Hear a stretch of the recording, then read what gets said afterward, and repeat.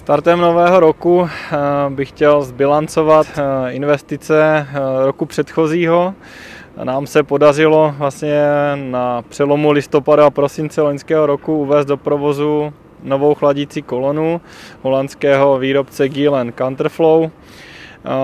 Hlavním důvodem této výměny byla rekonstrukce granulační linky, přičemž stávající chladící kolona jela nepřetržitě, dá se říct, 20 let a de facto už byla na hranici své životnosti, takže tato změna byla víceméně vynucená, jelikož ventilátor, který odvádí teplý vzduch vlastně z granulí, které padají z lisu napařené na nějakých až 80 stupňů Celsia, se musí vychladit a tento ventilátor už vypadal, že přestane fungovat. Hlavní výhodou tady této nové chladící kolony je samozřejmě lepší vychlazení toho finálního produktu, tedy granulí.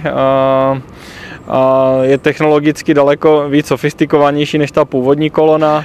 Tady tato nová chladící kolona má na výpadu z granulačního lisu na vstupu rozhrnovací lopatu, která rovnoměrně rozvrství granule po celé šířce chladící kolony. A ventilátor, který odsává vlastně ten vzduch z chladící kolony, je na frekvenční měniči, takže dokážeme regulovat otáčky, takže snížíme samozřejmě energetickou náročnost. Samozřejmě některé směsi jdou vyrábět rychleji, některé pomaleji, takže můžeme redukovat vlastně otáčky toho ventilátoru, takže ta chladící kolona se při vyšším výkonu výroby plní rychleji. A tím pádem je potřeba větší výkon, kdežto ty směsi, které se granulují hůře, se plní pomaleji, takže je potřeba nižší výkon toho ventilátoru, takže jsme schopni regulovat i tohle, takže snižujeme vlastně energetickou náročnost. Navíc vzduch, který je odsáván z té chladící kolony, jde přes cyklofiltr, který odděluje pevné částice, které dále nejdou do ovzduší, takže se vrací zpátky do systému, takže je tam i ta ekologická stopa.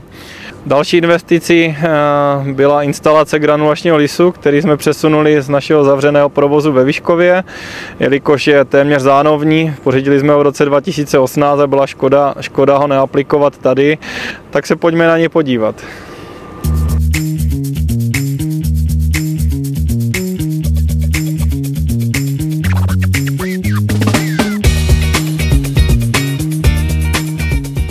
Granulační lis byl přesunut z Vyškova sem do Lípy. Je to poměrně velký stroj, který váží skoro 5 tun, tak jsme ho museli dopravit tady přes podlahový sklad a stropem přesunout do prvního patra, tak aby oba dva lisy granulační byly vedle sebe. Výhodou je, že se dá vlastně tyto lisy nikdy nepojedou zároveň, vždycky pojede jeden nebo druhý.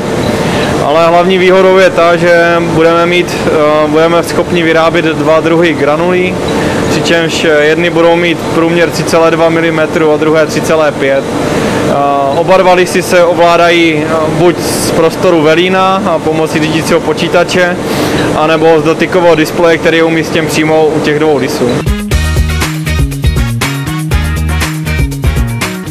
Další investicí, která už spadla teda do roku 2025, je upgrade Huvematiku. Je to vlastně taková mikromíchačka na enzymy.